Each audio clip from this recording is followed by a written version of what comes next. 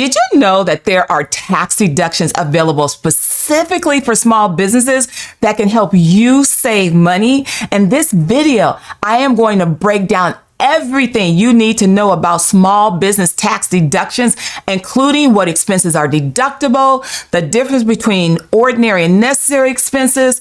I'm going to talk about the home office deduction, and I'll also discuss the qualified business income tax deduction and how you can determine if you're eligible. And if you watch this whole video, I will tell you the best way to safeguard your tax deductions so you don't have to worry about an audit. So let's get after it. Understand what expenses are deductible for small businesses. This is such a big deal. I can honestly tell you, being a tax professional, this is so confusing for individual business owners. Deducting expenses are costs that are incurred that are necessary and ordinary for your business to operate. An example of deductible expenses include rent, utilities, office supplies, and travel expenses. And there's lots of expenses that you can deduct. However, not all expenses are deductible. Some expenses are personal expenses, and fines and penalties are not deductible either. It's so important to literally keep accurate records and receipts of all expenses that you claim on your tax return. And when I say accurate records, I want to be crystal clear. You need to keep the method of payment. Did you pay by cash? You better have a cash receipt. Did you pay by check? You better have a canceled check. Did you pay by credit card? You need to have a copy of the credit card statement. And you also need to have the receipt, the invoice from the vendor. Too many of us are thinking, if I pay it online and it shows up on my bank statement, that is all that I need. That is not all you need. You need both method of payment and receipt of payment. Want to be crystal clear about that. You also want to know the difference between ordinary and necessary expenses. This is also mission critical. Ordinary expenses are common and accepted in your industry or trade. For example, buying inventory or paying rent, or like in my industry, using tax software as an example. Necessary expenses are those expenses that are helpful and appropriate for your business. So for example, necessary expenses may be salaries, or buying advertisement, or things of that nature. And it's important to understand the distinction between ordinary and necessary expenses. And I want to be crystal clear again. Ordinary, things that we share with other businesses, office supplies, rents, things of that nature. Necessary expenses may not be the same expenses that someone in another tax business may have, right? They're necessary for me to build my business. They're necessary for me to grow my income for my brand. Very important. You are going to have to determine what's necessary, and you got to make sure you're really clear on how to link what's necessary to the pursuit of income. Very clear on that, because IRS definitely would question it if it's not ordinary, but it's necessary for your business. Learn about the home office deduction. Many of us work from home and we work in an office.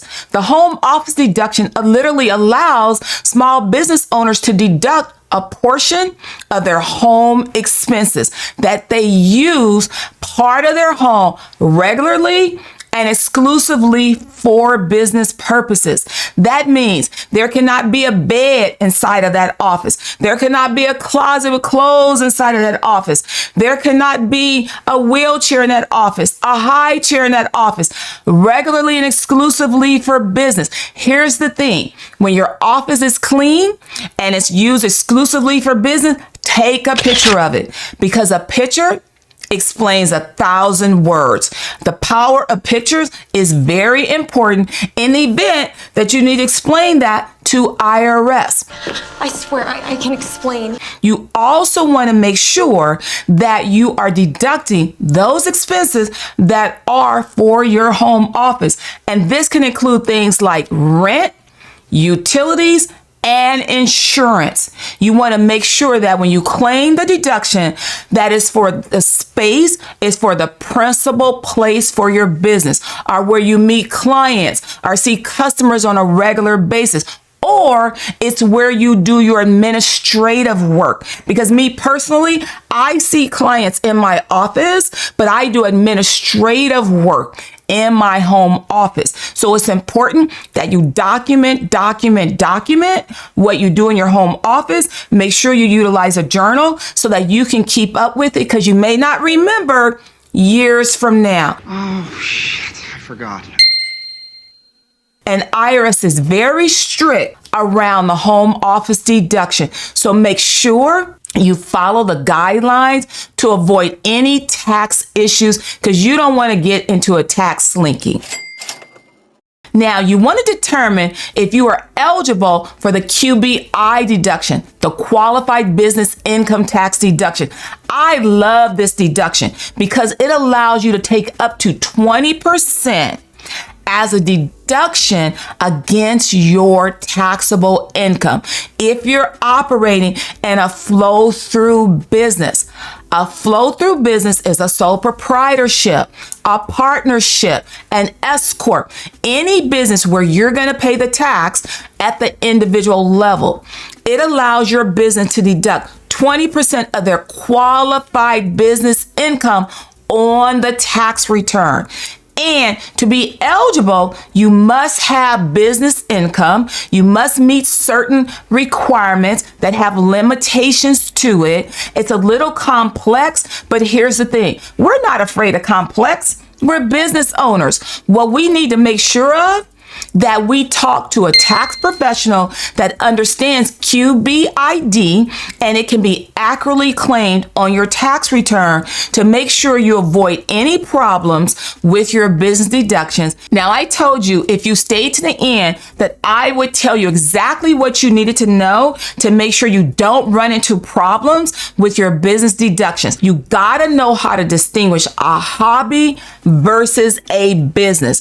IRS is not playing around, and they want to make sure that your business is a legitimate business. Even though you could be taking a loss, even though it could look like a hobby. How do you do that? Make sure you have a business license. Make sure you have a business bank account. Make sure you have good business records. Make sure you have a profit motive. Make sure you have a plan to make money in your business. Therefore, your deductions will stay on your tax return. And here's the thing, my friends, when you know better, you got to do better. That is why I want you to like, comment, and subscribe so that I can keep you updated on all things business and tax.